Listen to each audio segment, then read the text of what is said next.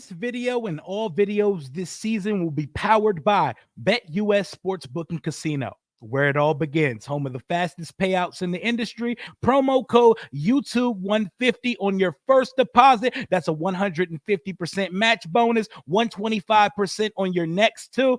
If you're going to do it, bet responsibly. Washington has a chance to put a stranglehold over the NFC East this weekend and get to 4-1. For the first time in 16 years. Let's party like it's 2008. Not really.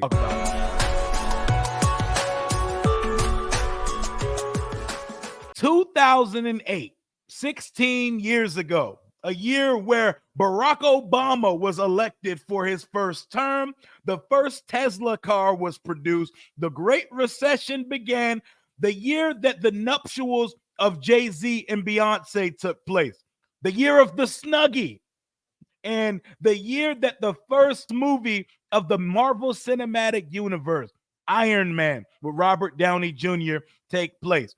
That was the last time our favorite football team started a season 4-1. That's a long ass time. I was a junior in high school last time I seen this team start a season winning 4 of their first 5 games. I remember that season vividly. I remember the loss vividly because it was the first week of the season. And then we went streaking for 4 in a row. We lost that opener to the defending champion New York Giants. You know, the Giants that beat the undefeated Patriots in the Super Bowl the year before? Yes, it was that long ago since we started 4-1. And that was the game where Brandon Jacobs made LaRon Landry his bitch and ran that boy over. But man, it's been quite some time. I'm joking about partying like it's 2008 because we did no partying whatsoever. We started that season 6-2, and on the back half, we pulled the most Washington shit ever. Uno reverse card, 2-6 on the back half. 6-2 and 2-6. If that ain't the most Washington shit you ever heard in your life, I don't know what is, but it's 2024. We have a GM. We have a head coach and a coaching staff that the players not only believe in, but they are prepared each week to play. And we got a quarterback that is the newest, hottest shit in the league. Everybody wants a piece of our quarterback, Jaden motherfucking Daniels.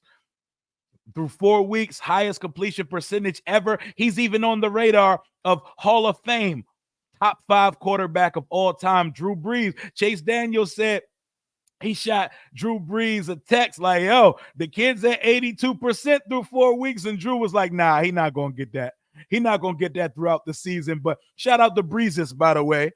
But our guy, number 1 selling jersey, top 3 offense in the league, absolutely humming. We don't even have to use our punter anymore. And our punter has been the most consistent and longest tenured guy on the team for quite some time. But it feels good. And a lot of people have us hitting the proverbial trap game.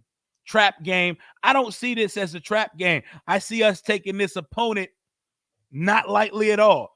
Keep business churning as usual. I keep hearing people say, but this is the best defense Washington has played so far. Well, guess what? This is the best offense that Cleveland's played so far. Dak Prescott and the Cowboys this year, not so much.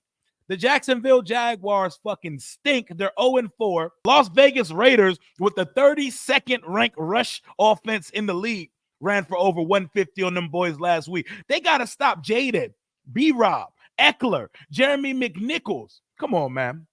We're the best offense they've seen so far this year. They lost to the New York Giants. The Giants, who should be 0-4, they lost to the New York Giants. They had Daniel Jones frying them. So they got to see us on Sunday too. I'm not looking at this like a trap game because we're trying to figure out who we are this year. And we're not going to slow down, and we're not going to change the process for any team that shows up on the schedule. I cannot wait till Sunday. We're wearing burgundy tops, gold bottoms for those who don't know. Our captains for the week are Jaden Daniels, Dorrance Armstrong, and Jeremy Chin. Apparently, the Browns are number 1 in the league in man defenses, and Jaden Daniels has been the top quarterback in the league versus man right now. What that also tells me is He can eat them up in the passing game, but his legs are going to be quite the weapon on Sunday. He's going to have opportunities to run the ball. They have not played a quarterback like Jaden Daniels yet. The Giants had 21 points on these boys at halftime. This is a different monster walking in the Northwest Stadium. Our home fans have not seen this team turn up yet. They seen the start of the turn up where it began week 2 versus New York, where we weren't punting the football, but they haven't seen that elite offense that drummed the Arizona Cardinals or that went mano-a-mano and outdueled Joe Burrow in Cincinnati in the jungle back in week 3. It's time to turn up in front of our home crowd, and Washington has such a big opportunity ahead of them because in a year where they should not be competing for a division title, the Eagles have got off to a shaky start, and Jalen Hurts looks very off, and the Dallas Cowboys are banged up, and they didn't get started the prettiest as well. Washington has a chance to go into week 6, the only team in the division with 4 wins. The only team in the division with 4 wins, with the Ravens coming up next week, then the Carolina Panthers, then the Chicago Bears, and then the New York Giants. They keep saying Washington hasn't played anybody yet because Washington isn't anybody yet. Do y'all not understand how the NFL works? The team that finishes in last place in the division gets a last place schedule. But for the most part, we're playing the same divisions. We're playing the same opponents. We're picked to lose in every game. So don't tell me you don't beat anybody if y'all are picking us to lose to these nobodies that you're talking about. Keep that same energy. Let's reciprocate it. Just because Washington has arrived ahead of schedule, y'all don't get to nitpick between who we should have beaten or who we should have lost to when we're picked to lose the games each week. I am confident going into this game Sunday. I am very confident going into this game Sunday. I understand exactly what the Cleveland Browns are capable of, but at the same time, I know what I'm capable of over here now. I feel so confident in our offense. I don't really see a team fully neutralizing us on offense because we can beat you in so many ways. We haven't even had to unleash the passing game yet. We haven't even had to make Jaden throw for 37 to 40 times yet, like Chicago's doing Caleb Williams. We haven't been forced into any of that because since week 1, we've moved the ball at will on every team we've played. Oh, we're going to see what happens when they play a good defense. They got to see us too. Oh, they got Myles Garrett on the other side. Congratulations. We got a running back, Brian Robinson. He's a tank. We got another running back, Austin Eckler, bulldozer. He's a bowling ball. He can kill you through the air and through the ground. Jeremy McNichols. I'm not worried about these Bamas, man. We're beating the Cleveland Browns on Sunday, 30-20, on the backs of another 200-yard rushing day, another 200-yard passing game for Jaden Daniels. I can see him getting in the end zone 3 times, 2 through the air and 1 on the ground. 30-20, 3 touchdowns, 3 field goals. Count it. Washington is 4-1 for the first time in 16 years. Let's not be afraid of the Cleveland Browns, y'all. Let's know what they are. Let's not look past them. Let's not treat them like they're a homecoming opponent because look what happened to the Arizona Cardinals last week when you did so. But I cannot stomach losing to Deshaun Diddy Watson in 2024. If we lose to that nasty boy, massage menace, sorry ass, shell of himself quarterback, we got much bigger issues than we needed to be talked about right now. But I'm trying to party like it's 2008, or at least the first half of 2008. We're going to act like the back half didn't exist. We can go ahead and Men in Black zap the rest of that season. But 4-1 for the first time for 16 years. I need it like I need oxygen. I need that shit. I cannot see a world where there's anything else. Look at the screen look at the graphic on the screen right now. When's the last time through a month of the season Washington was the number 2 team in the entire conference? The Vikings are the only team that sits above the Commanders right now. The Vikings play Aaron Rodgers in the Jets coming off a disappointing loss last week versus the Denver Broncos. They play them first thing in the morning. So by the time Washington kicks off at 1 p.m. Eastern Standard, we're going to know whether the Vikings lost or won. So if the Vikings take an L tomorrow morning, Washington has a chance to be either tied or sit atop the entire conference, the number one team in the NFC.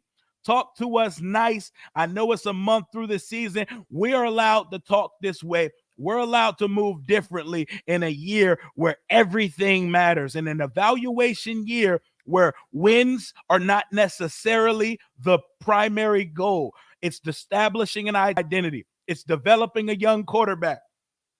We're going to pop our shit when we win football game. And so far, we've won 3 in a row after losing our first game. We have a good defense on the schedule tomorrow. I don't want to hear anything, oh, y'all beat another nobody, because you can't go into the week talking about watch Washington play a good defense. And then when we beat a good defense, you say, no, but there was nobody.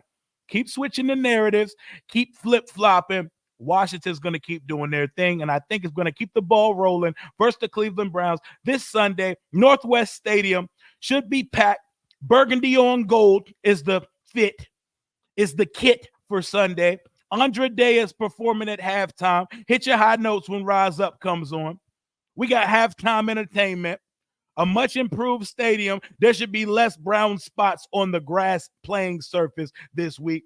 Let's get it in. You cannot lose to Deshaun Diddy Watson in 2024, and we still owe his punk ass for playing his only good game as a Cleveland Brown versus the Washington Commanders back in 2022 when he ended our season in our hopes of making the playoff. But I'm glad it happened that way, because everything had to transpire the way that it did for us to be here right now in 2024 with a new everything, and especially a new fixture and probably franchise quarterback of the roster. 4-1 loading, baby. Pop your shit. We're going to enjoy another week as number one in the NFC East. That's all I got for right now. Hail to the Washington Commanders. Let's keep this ball rolling at Northwest. And Jaden, we trust.